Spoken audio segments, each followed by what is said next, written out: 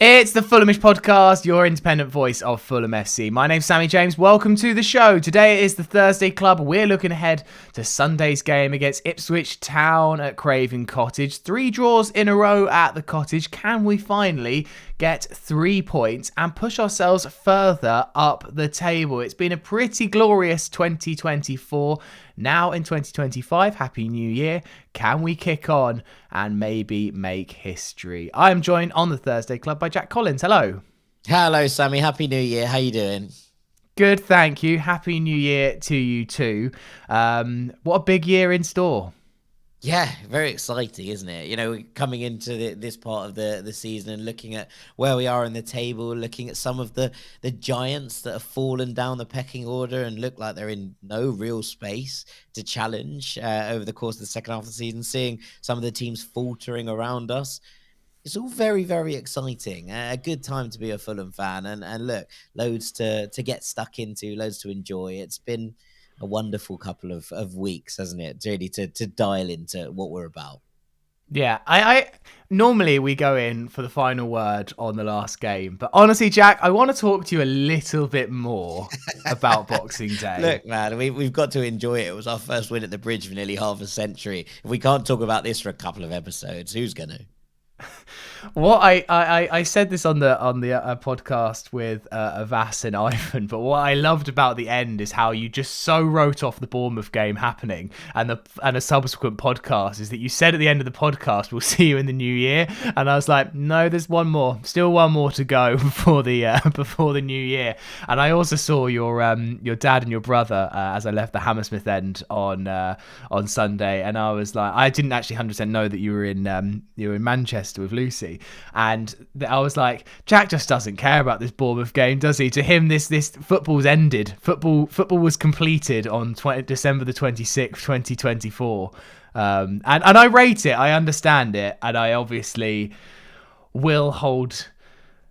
I will hold it heavy against my heart that I was not there for that game. It was one of those. It was that I was there, and I'm not trying to rub it in. My brother was away as well, and it was a tough one to see those texts come in. But just an incredible moment, and this is it. Like sometimes you get those wins, and also it's happened to us kind of twice this season, and we haven't had the kind of episode to bask in it.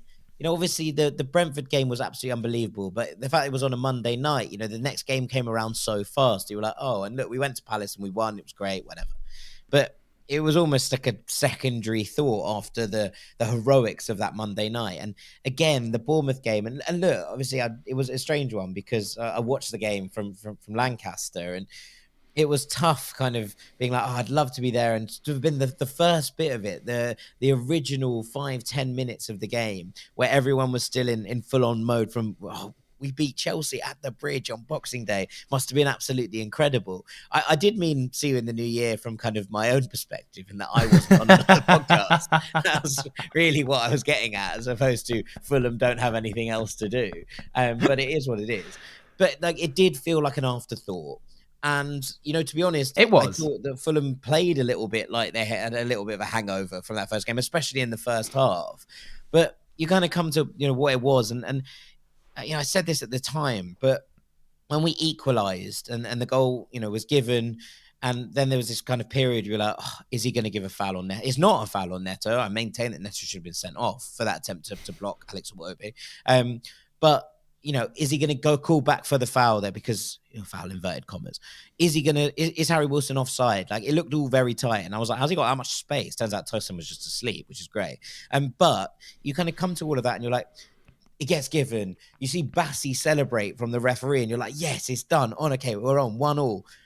And immediately Chelsea turn up the gas once more, right? And you're like, oh, we're under the cosh again here. There's that Sancho chance, the Cucurella one that's blocked, and there's Sancho shot that's saved. The game opens up massively. My dad was like, I was like, Dad, we're not going to win this. They're going to score a dumb goal. This is what happens to Fulham at the Bridge. Like, we play really well at periods and we get done by something that, you know, feels unfair. Like last season, right? With the whole penalty thing and Diop. And you're like, oh, we've given ourselves enough of a chance here to be like. So when the goal goes in, when the winner goes in, and I think what was great about that winner, and look, I've been a major advocate of VAR, right? I think that ultimately it does tend to get decisions right on the whole. Although, you know, we can talk about it in terms of the Bournemouth game. You know, knowing that goal had there was nothing that could cancel out that goal. Knowing that there was absolutely no chance he was offside, knowing that there was absolutely no chance there was a foul in the build-up, it meant that it was just like such a pure celebration. You saw that on the pitch, you saw that in the stands.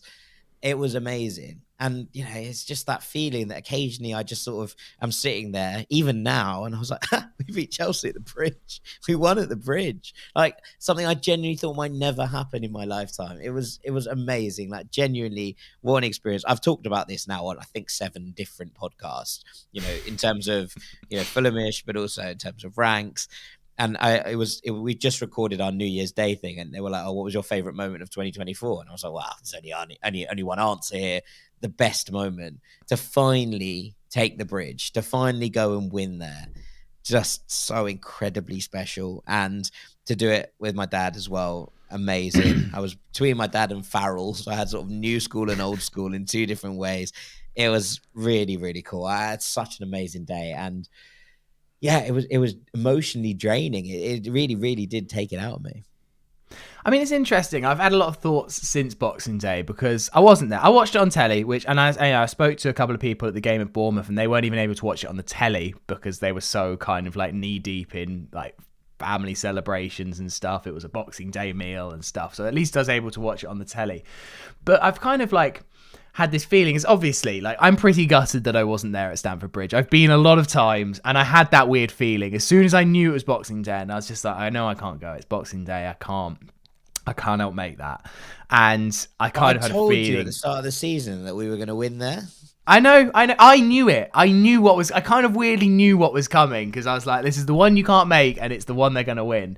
But I guess, like, you know, a lot of people that listen to Fulhamish won't have gone. And a lot of people are over in the States, and they watch every Fulham game on the TV. And it's just as magic for them. I kind of trying to get my head around, like, I know that, like, being there in the stadium is always, like, the best thing.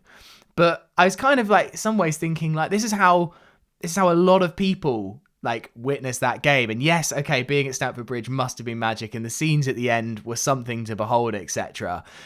I guess I don't know if I'm just trying to tell myself that it's actually all okay, but at the same time, like I'm saying it is all good because this is how thousands of people consume Fulham, is through their television. It's not always just from the stands like it often is for us. Fine, yeah, I absolutely agree. I think there's a difference, and I was talking to Dean about this actually, and one of the things he said was, you know, he's in San Diego now, so it's not a 5-minute hop across the bridge to go and see Fulham. And he was like, oh, I'm really jealous that you were there. But he was like, equally, I got to watch it with my 2 boys jumping around the living room. He's like, there's absolutely no way I would have brought my 3-year-old to Stamford Bridge, even if I could get tickets for both of the boys and myself, which is possible, but, you know, still relatively unlikely. He was like, I wouldn't have done that. And so he was like, it was quite a special moment to watch it with them. I feel sorry. Like, it's kind of an element of it that I'm like, oh, if plans had changed, you know, if people had moved things around. I had a thing this year where I was supposed to fly to Manchester on Boxing Day, and I was like, I can't go. And Lisa was like, why? And I was like, because we're going to beat Chelsea at the bridge. I was like, but they're only going to win if I'm not there. So if I go, Fulham will win. And I was like, if I go to the game, we won't. She was like, surely you would want Fulham to win. And I was like, nah.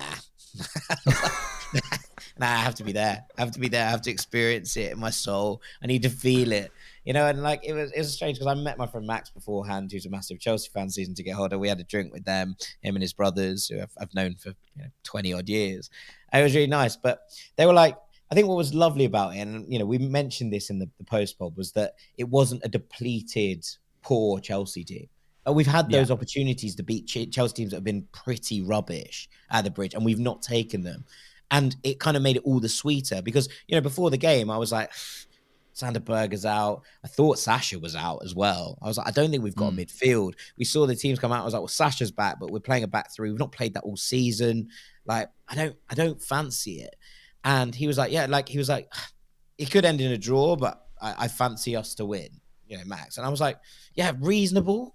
You're 13 unbeaten. Like, you're at home. You've had an incredible home record pretty much all season since the opening day. Like, on paper, you should win this game. And that, I think, makes it even better. Like, there's something to dig into there and be like, we did it against a good Chelsea team who were kind of in their pomp. No, this wasn't their best performance, but they were in their pomp. They were ready, and they were, before this week, before the Fulham game, and then the Ipswich game. Maybe Rodrigo Muniz has broken Chelsea. By the way, like he might just finish them off. But before this week, there was talk of touch, not from Chelsea fans to give them some credit, but before that, from elsewhere, because they were in that kind of conversation. So to do it against this Chelsea unit, just so special, so special. Yeah, and you mentioned it in the post-match pod as well. Like, this wasn't an end-of-season dead rubber. This was a game that Chelsea were desperate to win as well. Like, it really meant an awful lot. And yes, okay, it's not Jose Mourinho or Carlo Ancelotti's Chelsea, but like, this was a pretty incredible Chelsea team. It certainly wasn't that. We should have won there the season that we drew 0-0 and Kenny Tete had the best performance of all time. Like, we should have won that because it was a poor Chelsea and a good Fulham. And I remember thinking, actually, after last season's one where the Cole Palmer 1-0 penalty, like, Fulham had a lot of chances in that game. Chelsea were pretty ropey. And again, Fulham should have at least got a point and maybe won that game. And I remember thinking after that, I was like, and when Chelsea started being good again, I've been thinking like, well, that's the kind of moment gone. I mean, it's interesting. I always also said that I feel like the Fulham-Chelsea rivalry will get a bit sparked when Fulham finally win at the Bridge. And now I don't necessarily think that's true. I just think that it's a little bit too far gone to kind of save this rivalry. I think it needs to be years and years of us kind of going there and doing that kind of thing before it even gets close to something that you would really call a proper rivalry. But it did kind of wind up Chelsea fans. I think, like, to the point, if Fulham wins something, right? Like, Fulham go and win an FA Cup, Fulham even a League Cup, or next year if Fulham do make it into a European trophy. If Chelsea were to win the Conference League this year and Fulham to win it next year, like, maybe that then brings it up. But I think you're right. It needs a level of parity that currently doesn't exist. There needs to be a number of seasons where not necessarily Fulham go and win at the Bridge, but like where games are deeply competitive, where this is a game that Chelsea are like, ooh, not sure about this, where Fulham win one and draw one of the two games between us for a couple of years, or win one, lose one, fine. But it has to be a level of kind of competitiveness to the derby that hasn't existed on a regular basis for so long. That actually would spark something there. And it's the moments where you maybe this is, in some ways, I think you're right in terms of it's not a season dead rubber. It's also not a game in April where Chelsea are, a point clear and they end up losing. That's where rivalries games spark, right? Yeah. If you had, we played Chelsea in April and they were a point clear to win the title and Fulham held them and it meant that they didn't win. There you go. There's a moment that sparks something. But I think there has to be a regularity to it does it matter? Do we care hugely if Chelsea fans care or not about Fulham? We can care about them. That's fine. And for so many years, we said things like this about Brentford, and they ultimately worked themselves into the equation, right? Because they were consistently and competitively playing us in these games. They'd win regularly, but also they would be competing with us for the same kind of things. That's what brought that rivalry back into focus. I appreciate that it existed before, but I think you need something like that to happen in order to spark any sort of acrimony down the King's Road. Yeah. Let's just quickly discuss the big decisions from the Bournemouth game. I think are what have been under the microscope. I think the two are obviously Ryan Christie. Should have he been sent off in your eyes? Yeah, I think so. I think he's out of control. I don't think necessarily he's that high and his second foot is on the ground, but I think he's out of control. And I think that's, for me, what makes it a red card. It's one of those games where we're talking about, I was talking about it with various people on different WhatsApp groups and whatever, and someone said, if we had a player sent off like that, I'd be furious. I was like, would you? Like, if a Fulham player got sent off for that challenge, I'd be like, that's a stupid challenge. Like, you shouldn't make that challenge. Like, I think it's a red card. I don't think it's like the most stonewall red in the world, but I think it's a red card. I don't think he's in control of the challenge. I think he's above the ankle.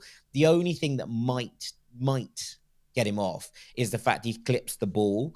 But I think if the referee gives that as a red, he doesn't overturn it, right? It's one of those ones that's in that grey area.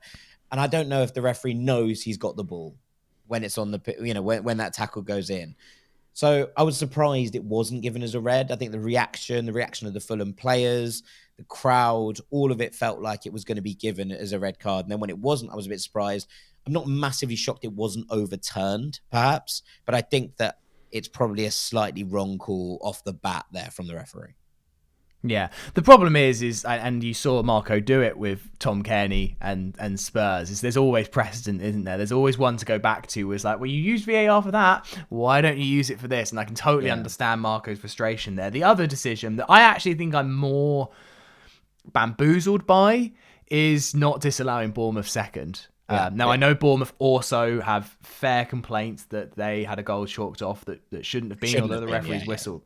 Yeah, the referee's whistle had gone, so there was kind of nothing that VAR could have done about it. Mm-hmm. But this one, VAR could have done something about it. And Semenyo's, I saw it at the time. I saw the reaction of Diop go down, and I remember thinking, like, this will be checked. This will certainly be checked. And almost it felt like the Bournemouth players, you obviously weren't there, but like the way they ran back to the centre circle, they didn't celebrate too much. I was like, this doesn't feel weird. This feels like maybe they know that something's going to happen. And then it just kind of nothing happened. And I don't know, what's your thoughts on this? Because I think this is the one that's actually frustrated me more than Christie not getting sent off.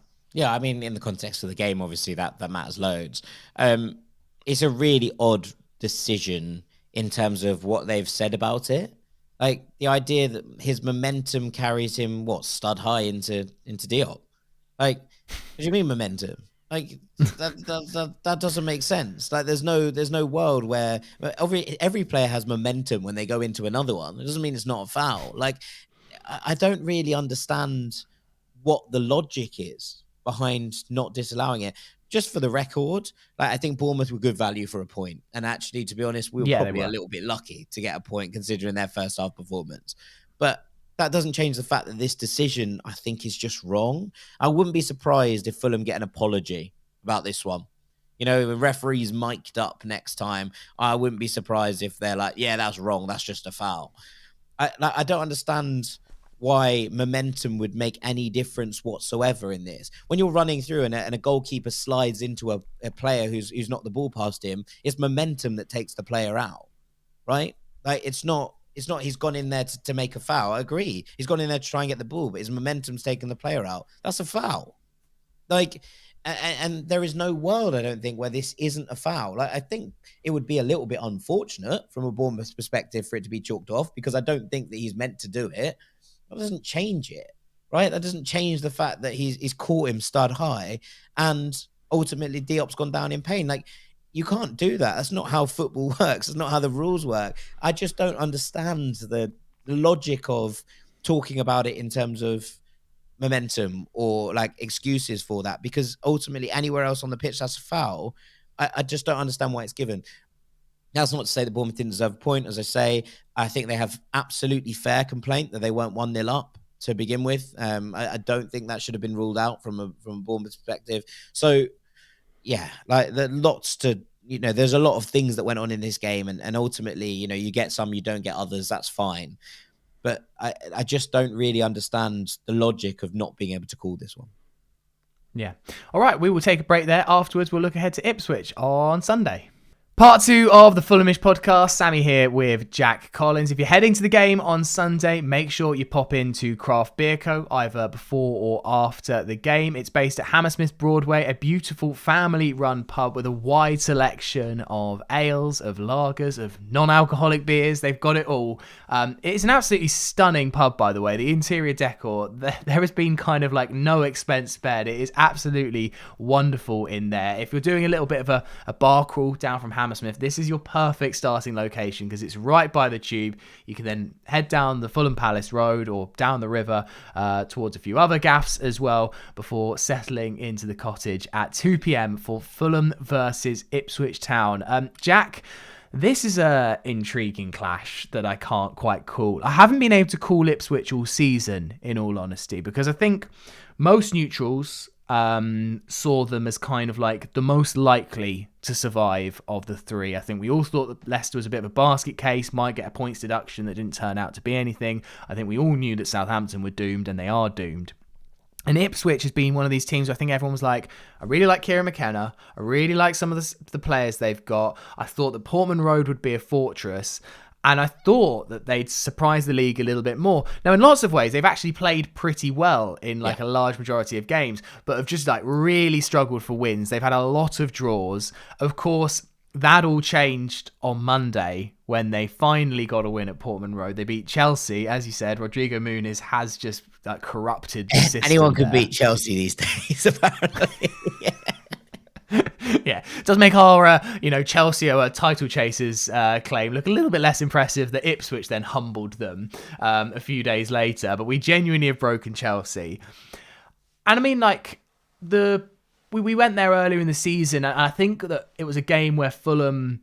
I remember saying to you at the time, I felt like we were on a hiding to nothing with the scheduling of that fixture, because it was their proper first home game, because their first two were Liverpool and City. And so this was the kind of first winnable home game. And I remember being worried about it. And I actually, a couple of people pulled me up on Twitter for saying that I'd take a point. Obviously, we got a point. And I still stand by that actually going there, getting a point was just a good, solid result for Fulham. We didn't embarrass ourselves and become that kind of like celebrated first scalp for them. But obviously, like, things have not gone their way. They have struggled in a lot of games. They have lost quite heavily in quite a few games. So really, you have to be looking at this as 3 points. But at the same time, you give me this, or, we couldn't beat Southampton at home. So I'm a bit nervous that this isn't going to go Fulham's way either. Yeah, I mean, it was such a quite busy team. Is probably how I would describe them. Like, this is a busy midfield. Morsi and Jens Kajust, who was linked with Fulham, obviously, in the summer. Hutchinson and Delap are a really nice partnership. A bit old school in terms of the fact that they go sort of, big man, little man in some ways. And they have players that can change games. Leif Davis obviously playing the ball through for Delap to win the penalty earlier on in this one. We knew how good Leif Davis was, right? But I have been very impressed with the way that they've just sort of solidified things a little bit with the back five. We've been able to kind of move forward from what had been a difficult start to the season. But they were really good when they played us early in the season. And to be honest, they probably deserved all three in that game. And that was a big moment. And ultimately, they didn't win at home then for, another 4 months. And not, just us. They had other games where they should have probably put teams to the sword. They've finally broken that curse. I wonder if it comes off the back of a little bit of a, where are we now? Do they come on from that? Do they kick on? Do they look at this and say, well, Wolves are only a point above us. Everton are only 2 points above us. There is hope here. Or do they come into this and be like, is there a hangover from that win and being like, oh, the emotional relief of actually getting that first home win since 2002, I think it is? Like, that's a big moment for everybody. Can they then carry that form into the next game? I'd be tempted to say that they can. McKenna is a really, really clever manager. And what I like about him is he's never too high, never too low, right? Like he takes things on the chin when they get battered. When they win games, he's not like, oh, we've done it. He's like, look, there's a lot more work to do. Obviously a great night, but we have more work to do to try and pull ourselves out of this. We believe we can survive. I do like that, right? Like I do think it's important that a manager, especially in this situation, has the capacity to keep things level. When a lot of people around him will be losing their heads, right? And I think that where Ipswich are and what they've put together in the last couple of weeks has been quite impressive in some ways. The 1-0 loss against Ipswich against Arsenal was in no means embarrassing. Yes, they got hammered by Newcastle, but Newcastle are absolutely on fire at the moment. They got a good win against Wolves. They were competitive against Bournemouth. They were competitive against Palace. They were competitive against Man United. They were competitive against Nottingham Forest. Like, these are good sides. So anyone that thinks we're going to rock up here and roll Ipswich over, I think probably has another thing coming. That said, I think you can learn from what we took out of that first game. I imagine Fulham go back to a 4 at the back here. Like, the 5 at the back has worked really well in that game against Chelsea. And it's something that Marcus has obviously been experimenting with. But I think that what we saw in ceding control in the first half to that Bournemouth side suggests that he will probably bring in another body in midfield. I wouldn't be hugely surprised if Tom Kearney gets a start. I wouldn't be hugely surprised if Sander Berger is back. We talked about it he was saying that he was being assessed for the Chelsea game. Then he was being assessed for the Bournemouth game. Like, he probably feels like he's probably just about ready. And I wonder if this is a game for Emil Smith-Rowe, just for a little bit of guile in there. Obviously working his way back from injury as well. And there have been some impressive cameos in his absence. But I do think that this could be the kind of game where Smith-Rowe is given the nod to be like, go on then. Go out and prove your worth. Go out and actually remind us why we signed you for a club record fee. Remind us why you were, the early season hero. Remind us why the BBC incorrectly, but at the same time, were saying everything good about this Fulham team comes through Emil Smith-Rowe. Like, there is a player there. Let's see it. And I feel like a game like this at home, it's a January 2:00 kickoff, should be quite pleasant on the Sunday. I wonder if this is the kind of game where Smith-Rowe just kind of reestablishes himself, reasserts himself as a key part of this team.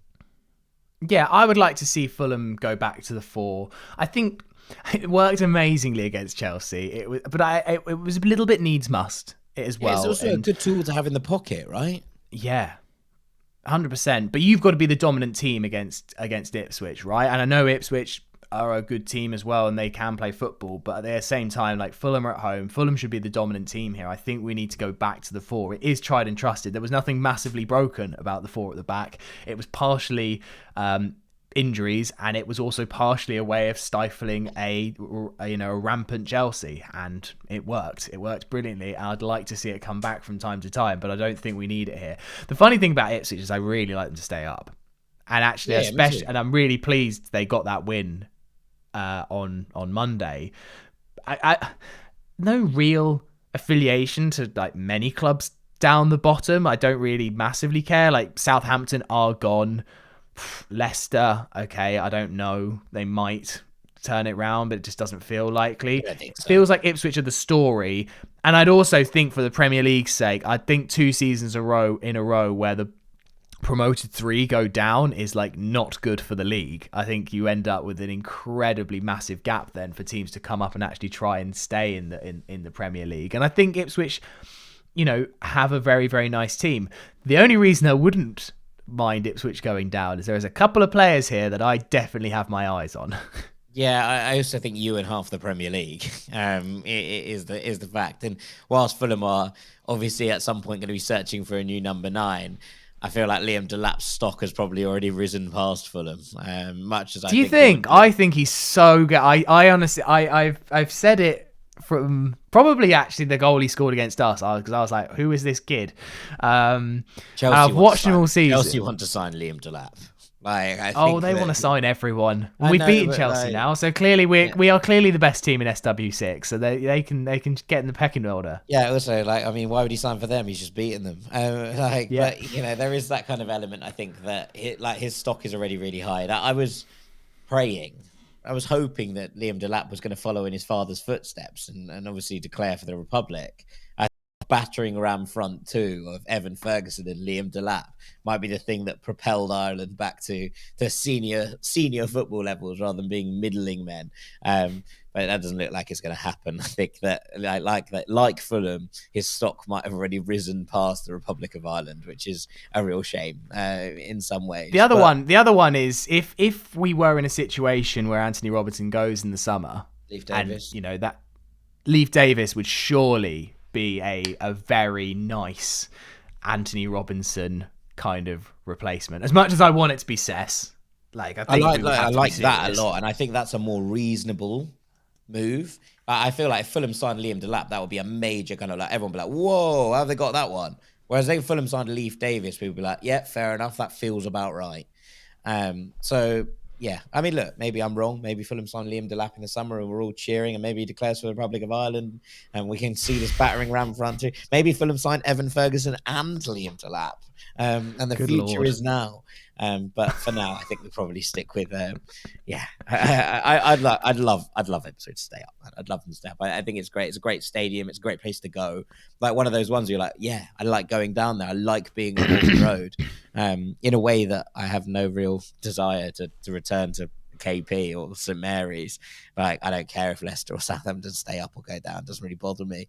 But Portman Road I very much like, and I've enjoyed our trips there. And I think it would be a good thing for the Premier League, as you say, to not have the same teams going up and down every single year is a positive. Because, and I was talking about this on Ranks with an Ipswich fan that we have on there called Eddie, and he was basically like, every single year that the same pattern continues, you end up in a rut, because then there is nowhere to go with it. Like, teams can consolidate.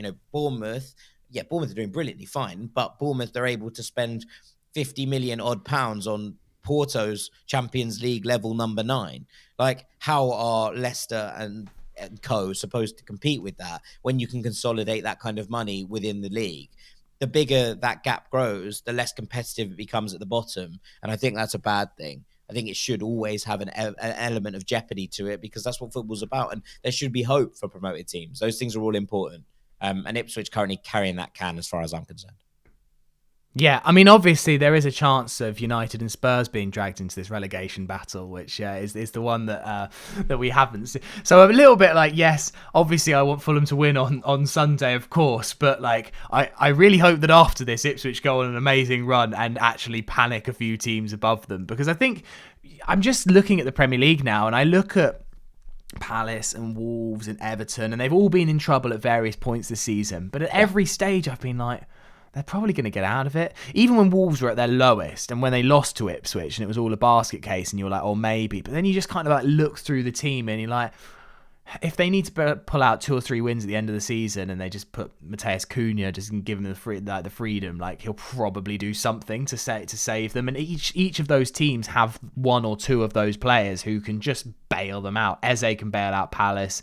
Ndiaye and McNeil can probably bail out Everton. Like, it feels like every team there just has that 1 or 2 players that, as long as they're fit and as long as everyone's like not in an injury crisis, and I do think that is bad for the Premier League. We've obviously been on the receiving end of struggling to get to this level, and we are now part of the problem because teams like Fulham can go and spend. I think if we do stay up, I can see us spending big money on a striker, because we'll have that money to spend, and it will make it difficult for whoever comes up. Sheffield United, Burnley, the rest, whoever leads who look likely to come up, it will be a huge jump for them.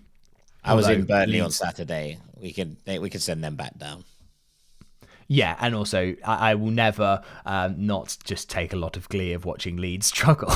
It's just always funny. I'd like to see Blackburn, though. Shouts out Blackburn. Great to see Blackburn back up. Yeah, I mean, that would be nice. Trip to Ewood Park. I went to see us lose 3-1 there, I think, back in the Premier League days. I did a little tour of some of our former Championship rivals on Saturday. I went past Deepdale. I went past Turf Moor. I went past Ewood Park. A little tour of the Lancs derbies in many ways. We used to have to go out there all the time. I remember early days of the Premier League, it felt like every other away day was somewhere up in the northwest to Lancashire. So, Jack, in terms of Fulham's lineup then for this one, you mentioned to the back 4. Who then drops out? Because that's the really difficult question. We're obviously a little bit unsure of injuries here, but of course, I think if we go from a 5 to a 4, it opens up space for a proper 10 to come back into this side. So let's work through this.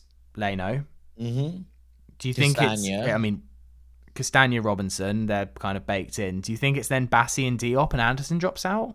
Maybe. I think he was the worst of the 3 the weekend, although I do think that Diop's error at the end probably gives Marco Silva a kind of place to be like, look, I'm dropping you from the side. This happened.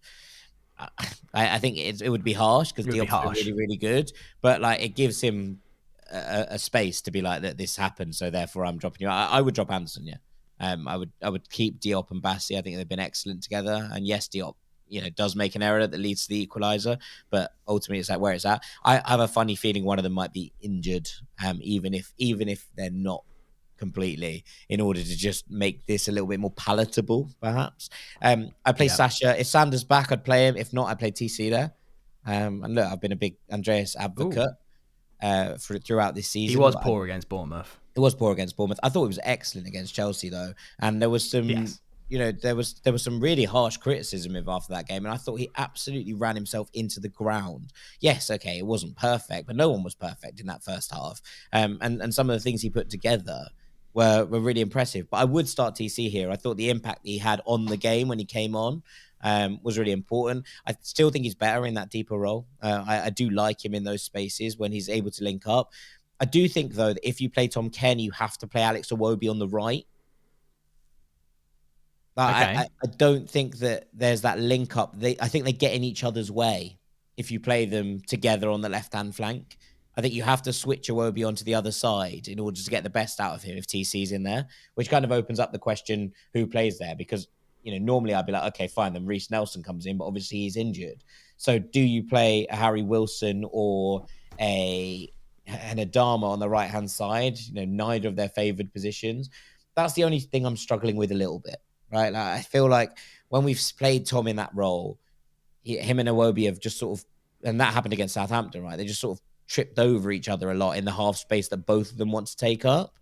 So we'll see what that looks like. But yeah, I'm intrigued to see what happens in those areas. And then, yeah, I think the rest of the team mostly picks itself. I'd stick with Raul. I'd probably stick with Harry. I thought Harry was excellent at the weekend. And then I'd bring in Smith Rowe in the 10.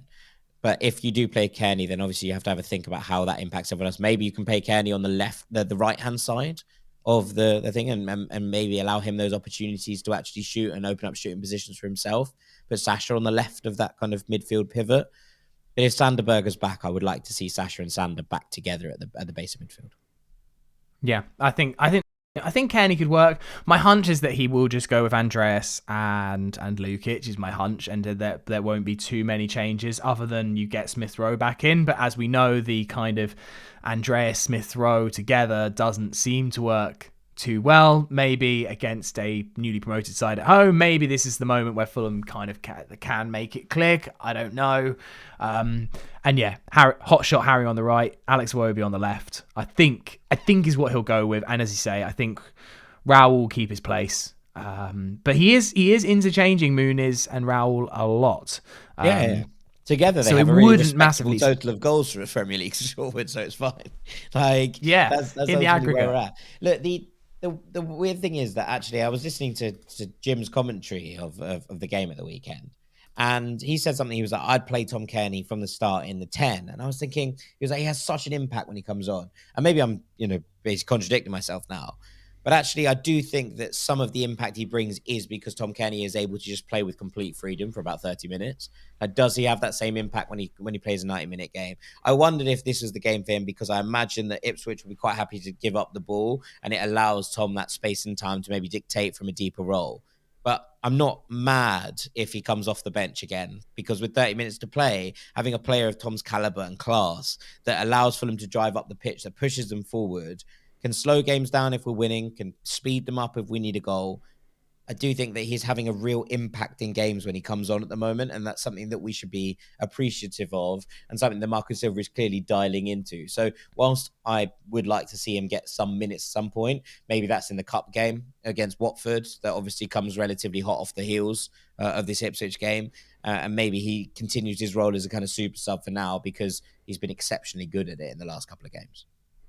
Yeah, and I also think like throwing Tom a bone and giving him the start that he clearly wants. Like, I think he's very happy with his role, but like, I think giving him the odd start. We did it in December last season, didn't we? Where there was like 3 or 4 games where Tom got the start, and I think I'm sure that's a massive motivation for Tom, just to like know that it is possible for you to get starts, especially if you impress in the substitute appearances. And my word, did he impress in that Bournemouth game? He was absolutely magnificent.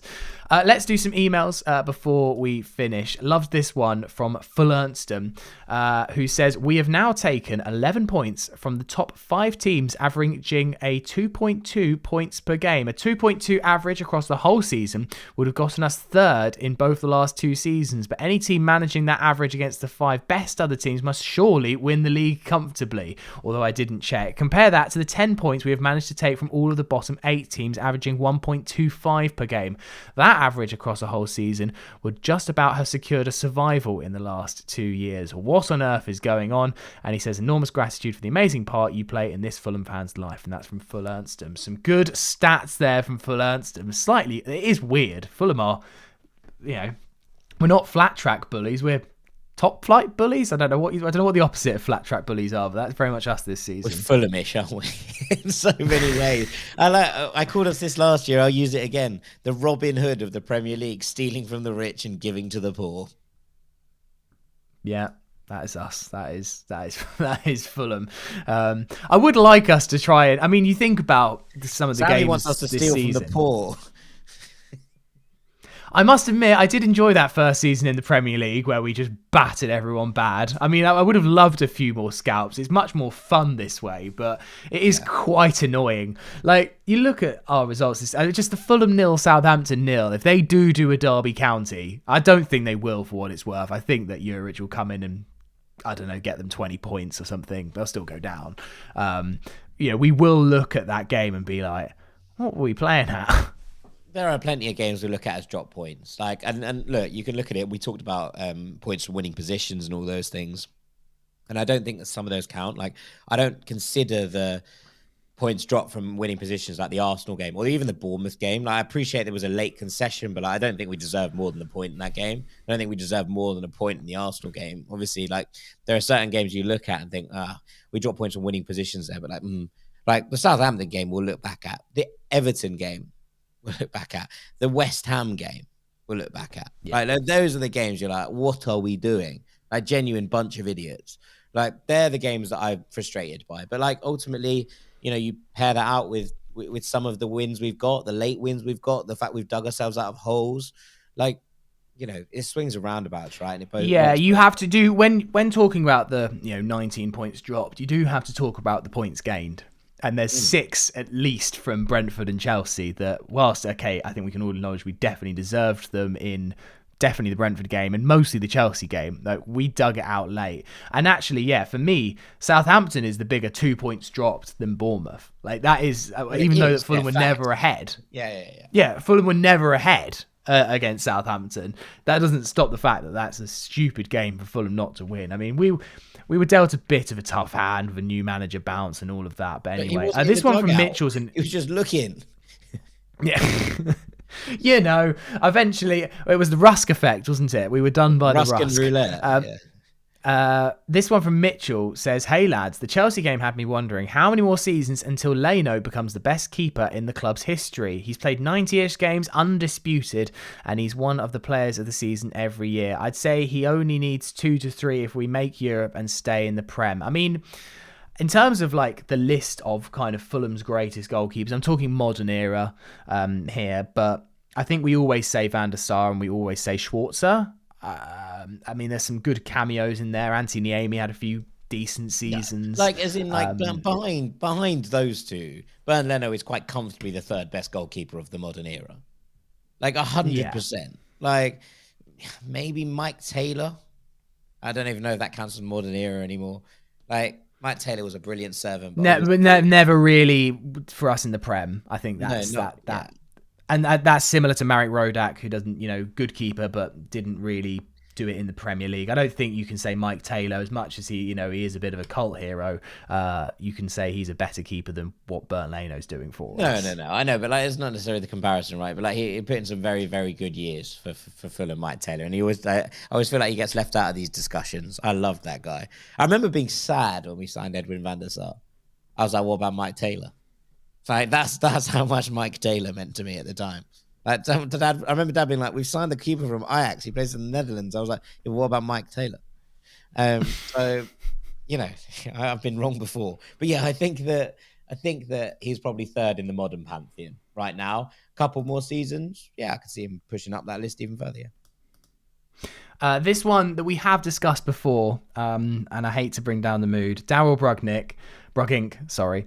Long-time listener, occasionally sober emailer. Sure enjoying the results this season, so hate to rain on anybody's parade, but is anybody concerned that another London club that wears white may be calling on Marco Silva any day now? That's from Daryl in Milwaukee. I've said it all season that I am also a Spurs fan. Like I'm genuinely just like, fix it, sort it out, Ange, before Daniel Levy starts getting annoyed and starts ringing round the phones of Premier League managers. Well, I was talking about this with Dean earlier, and he works in transfers. Dean Jones, who I do Ranks FC with, he's a transfer correspondent, and he was looking into it. And apparently, Tottenham's first choice to replace Ange Postecoglou if they decide to sack him is Edin Terzic, which okay, it would be one of the most bizarre decisions. I mean, do I like it from a leave Marco Silva alone perspective? Yes. Do I like it from a what on earth are you doing? That is the weirdest appointment I can possibly think of. Like, huh? Like that doesn't make any sense whatsoever. But I mean, if it's going to keep them away from our door, fine. But yeah, that was the thing I got from Dean. He was like, look, there will be other people in the mix, but right now that's the person they're having a kind of consideration of and think about if they were to replace Postecoglou. So long may it continue as far as I'm concerned.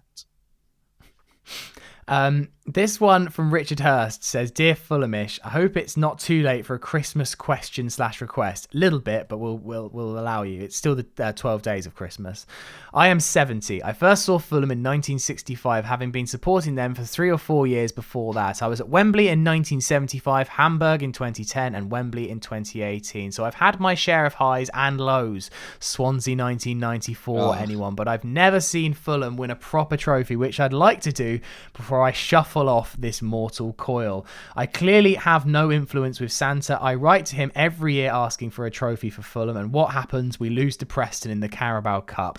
So here is my question/request. Can Fulhamish please use its legendary powers to persuade Santa on my behalf? Yours, dusting his 1975 rosette in anticipation, from Richard Hurst. Great email. Cracking email.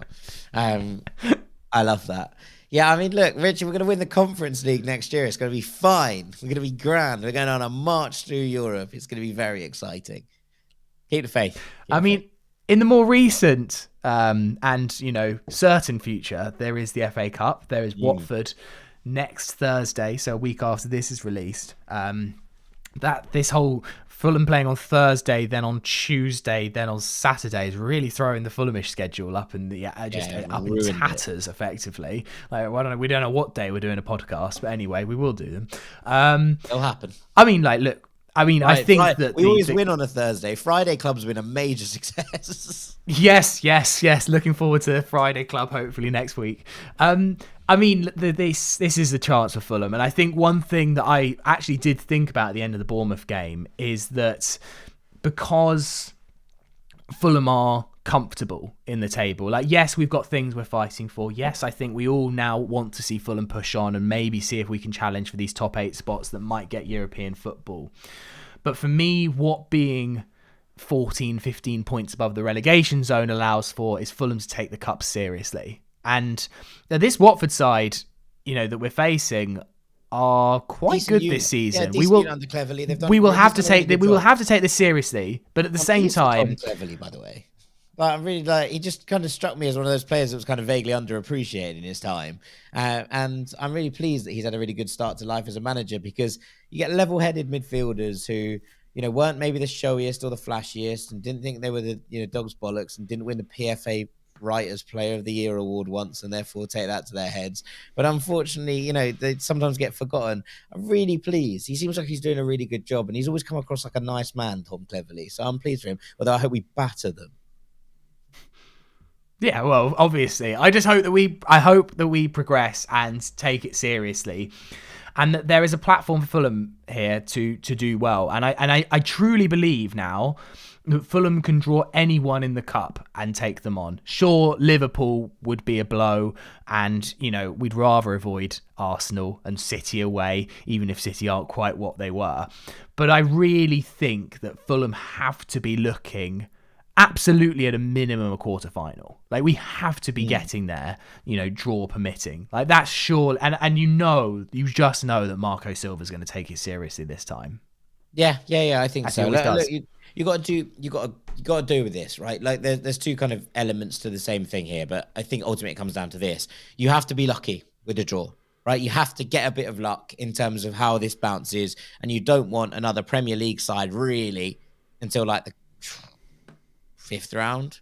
Like, that's when and you kind of want it to be Palace at home, right? Like, that's what you want. You need to have that little stroke of luck. You need to just be given a little bit of a soft touch here and there. But I do think that ultimately you're right. Fulham can take on anyone here. Fulham can not be scared facing anyone. And ultimately, if we can put together a run in this competition, I think we've shown that we can hang with almost anyone, over the best of it. So can we make this happen? I don't know.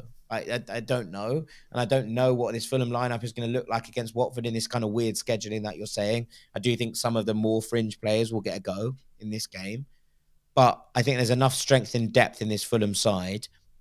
With Watford not miles off the playoff places either, they've got to deal with a little bit of schedule congestion themselves. Yeah, I think there's an opportunity here for Fulham to win. And look, if it gets to the next round and you draw Liverpool away, and he decides that he's going to just, take a bit of a B team up to Anfield, I kind of get it. But I think at this point, you've got to play with a real intent to go and win this. And I think he will do. And I think it's a big, big opportunity for Fulham as long as the draw remains kind. Finally, this email from Jeffrey Allen, which is titled, "For Jack, welcomes the exclusive Fulham Mets fan club." Jeffrey, so this is after Jack revealed that he is a Mets baseball fan. Jeffrey said, "So great to hear you've just discovered the joys of baseball, Jack, but particularly wonderful to see that you've chosen the right team to support. The Mets may have not had as long and storied a history as Fulham, but like Fulham, the Mets are the little guys in the big city. Like Fulham, the Mets have a history of tempting their fans with a taste of glory on the horizon and then collapsing in spectacular fashion. Like Fulham, the Mets have spent years, decades in fact, seemingly wandering aimlessly in the expansive, lightless cave of sports oblivion. Like Fulham, the Mets have long struggled to play their way to the top, while their crosstown rivals have simply paid their way there. And like Fulham, the Mets have recently been purchased by a billionaire with designs on redeveloping their stadium and surrounding area, and who can pay what it takes to make a real run in the world's most competitive league. But most importantly, like Fulham, the Mets are now experiencing a glorious renaissance."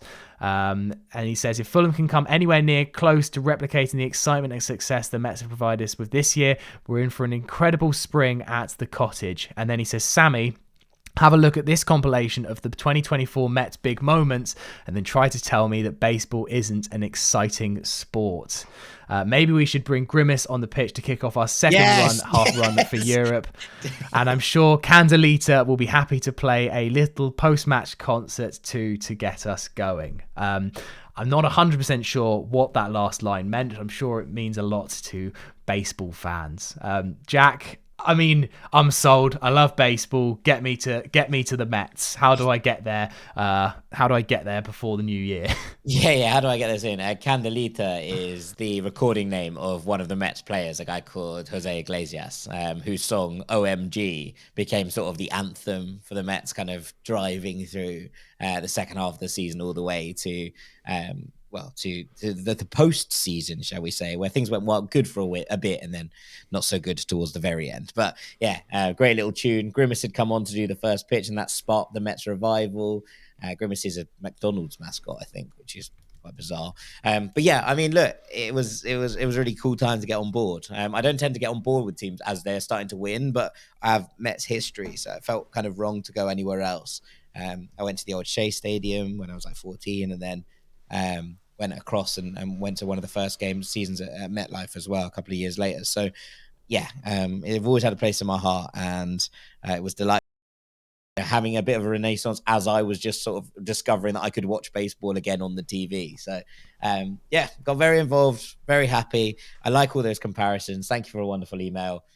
Let's go Mets. You whites. Yeah. Well, look, I mean, I'm kind of here as like a Free lost, agent. lonely child when it comes to most American sports, to be perfectly honest. So I'm happy to be pitched. I'm happy to be pitched on your Hey, American sports team. no pun Yeah, intended, I yeah. assume. Yeah, I'm happy for you, to send an email if it's your American football team or it's your ice hockey team. I'm kind of an open book because I've not really got any affiliations, and it is one of my like New Year's resolutions to start getting a bit more into American sports and learning a bit more about it. I'm not massively into football. I'm not massively into baseball, but I'm kind of here and happy to learn. So yeah, feel free to pitch me your teams, and I will maybe adopt one of them and maybe choose to support them. I feel like the Mets might now be my baseball pick Yeah. after that wonderful I did get a email wonderful from Jeffrey. message. I did get a wonderful message about this from, I can't remember who it's from, and I'm really sorry, but they were basically pitching the San Diego Padres as something that have a real resemblance to Fulham as well. I can't find it for the life of me. I'm really sorry. I'll try and dig it out. But there was a very convincing set of messages about basically how things were working and why the San Diego Padres were similar to Fulham, which I really did enjoy. So shouts out to whoever sent me that. I'm really sorry. I can't find it on my phone whatsoever. An American colleague of mine tried to convince me that the Brooklyn Nets were the Fulham of basketball. I don't think that's true. Maybe true. I mean, they play in black and white, and they are from the big city. But I wasn't 100% feeling it. So yeah, I'm willing to learn. It's one of my New Year's resolutions. I'm quite set in 2025. stone with my American teams, but Sammy being open is quite a fun one. So that's good. Yeah, that'll do for the Thursday Club today. Jack, thank you very much. Thank you, Sammy. It's always a pleasure. So happy New Year to you all, and hopefully we can start off 2025 in the right way with 3 points at home against Ipswich Town on Sunday. If you're heading to the game, enjoy. If you're watching from home, enjoy, and let's hope we can get 3 points. Come on, you Whites! You Whites!